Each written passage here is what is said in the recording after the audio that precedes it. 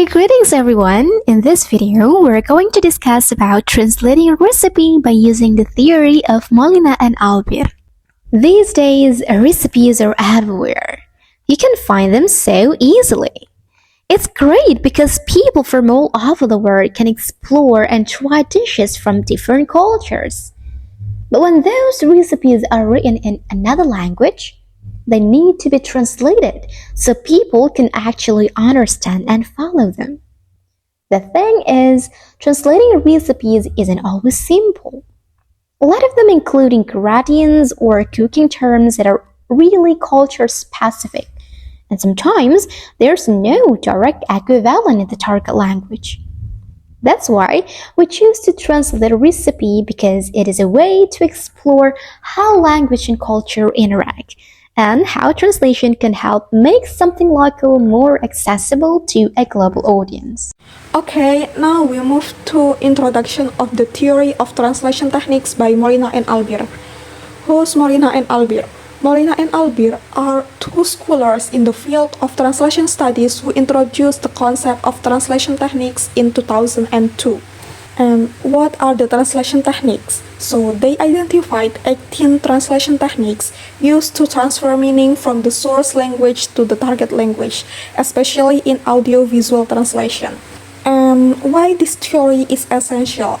So this theory is essential because it helps us to analyze how meaning and cultural nuances are conveyed through subtitles or dubbing, which is the main focus of our video explanation. Now is the contributions of Molina and Albir theory. At the first, we have clarifying the concept of translation techniques. One major contribution is that Molina and Albir clarify what translation techniques are. They define them as tools for analyzing text, helping us to understand how translation equivalence functions in relation to the original. The second, we have reviewing and refining existing classifications. They reviewed existing classifications of translation techniques, addressing issues in terminology, concepts, and how these techniques were classified. They refined existing knowledge, making it more precise. The third is distinguishing techniques from methods and strategies. This distinction provides a clearer framework for analysis, ensuring we don't confuse the different levels of decision-making in translation. And the fourth is proposing a dynamic and functional approach. This means they focus on how translation techniques work to achieve specific effects in the target text, rather than just being static procedures. And the last is presenting a new classification. Finally, Molina and Albir presented their own classification of translation techniques. This classification was tested, demonstrating its practical application in analyzing translations, specifically cultural elements in Arabic translation of 100 Years of Solitude. So, what exactly are translation techniques? Molina and Albir define translation techniques as tools for textual analysis that help examine how translation equivalence operates between the source text and the target text. These techniques focus on specific textual microunits and describe the concrete steps taken by translators to address particular translation challenges. Unlike broader concepts such as translation methods or strategies, translation techniques are dynamic, functional, and specific to individual textual elements. Okay, there are 18 translation techniques from Molina and Albir's theory that are often used. The first one, adaptation. This is when a culture element is swapped for something more familiar in the target culture. Second, amplification. Sometimes the translator adds extra information to clarify something that might be unclear. It's especially useful when the source language implies something that the target language doesn't naturally express. Third, borrowing. This is when you just take the word directly from the original language. Fourth, calque. A calque is a literal translation of a phrase. And next, compensation. If you lose meaning in one part of the translation, you can make up for it in another part. It's a way to keep the overall impact intact. And description. Sometimes, instead of using the original term, the translator just explain it. Discursive creation. This is where the translator comes up with a totally new expression that fits the target language better. Next, using well-known target language terms called established equivalent. Next to generalization. Generalization. This means using a more general term. Linguistic amplification. This is adding words or phrases for clarity. You're not changing the meaning, just fleshing it out. The opposite of linguistic amplification is linguistic compression. Here, you condense the message. It's about saying the same thing with fewer words. Next, literal translation. Word-for-word translation. It works best when sentence structures match between the languages. The next technique is modulation. This is about shifting perspective or tone. And the next is particularization, which is the opposite of generalization. In this technique, you're being more specific.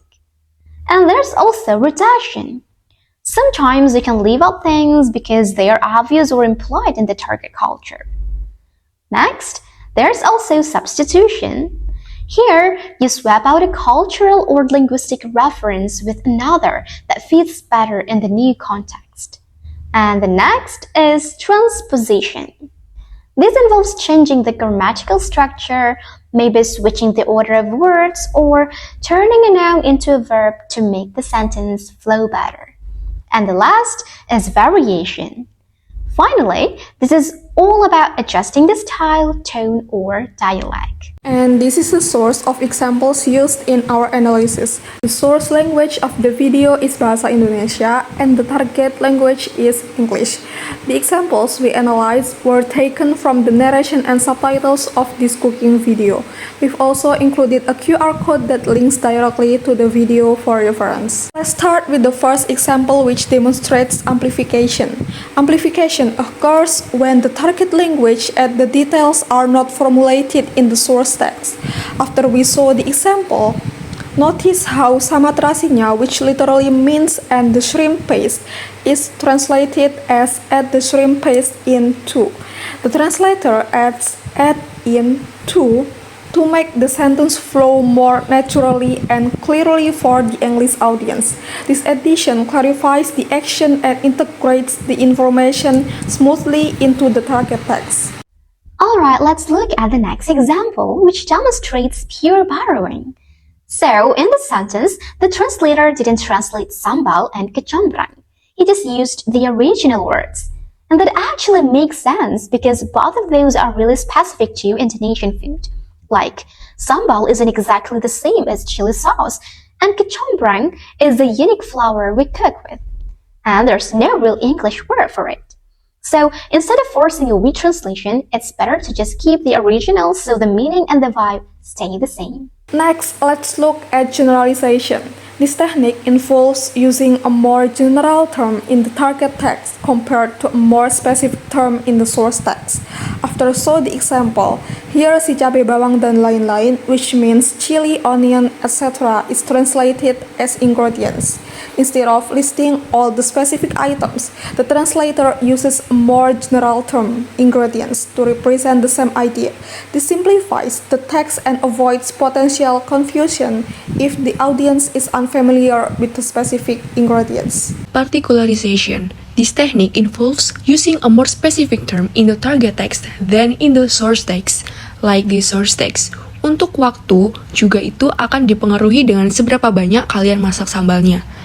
The target text, the cook time also depends on the quantity of sambal you're cooking. Here, waktu in the source text is general. It just means time. But in the target text, it's translated as cook time, which is more specific. The translator narrows the meaning to clarify that the time refers to cooking. This added detail makes it an example of particularization. So that's all about our explanation. We hope it's clear enough to understand. Thank you for watching and goodbye!